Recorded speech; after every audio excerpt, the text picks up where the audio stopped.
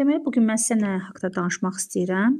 Qızlar, fonetik təhlil haqqında danışmaq istəyirəm. Əslində fonetik təhlil 11-ci sinifin dərsidir. 11 deməyək də belə təkmilləşmə deyək, 5-dən yuxarı, daha çox 9, 10, 11-in imtahanlarında düşən məsələlərdir, qəliz tipli.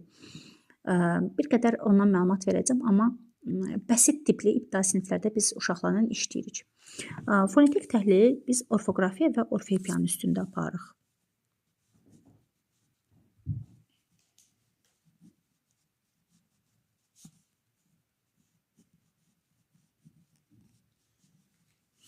Orfoqrafiya yazılış deməkdir, qızlar. Sözlərin düzgün yazılış qaydasını öyrənir.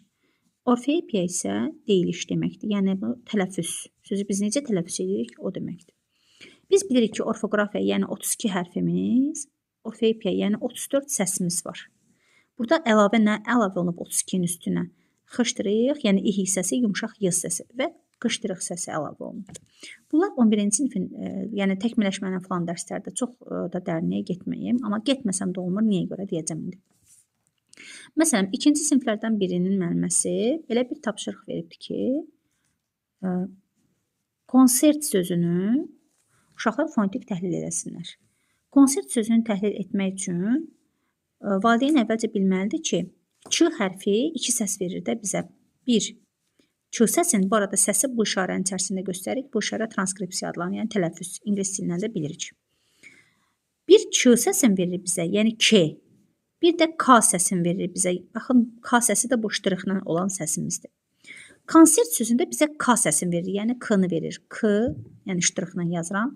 Konsert o ilə deyilib, o ilə yazılıb, daha doğrusu, a ilə tələffüz olunan sözlərimizdəndir.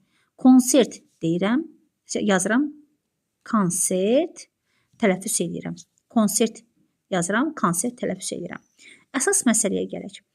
Biz təhlil etdiyimiz zaman, məsəl üçün 1, 2, 3, 4, 5, 6, 7 yazırıq 7 hərf. Neçə səs var? 1, 2, 3, 4, 5, 6, 7. 7 səs. Bax, belə yazırıq. Elə ki, bu transkripsiyanın içində verdiyimiz səsdir, bu isə hərfdir. Yəni, buradakılar hərfdir.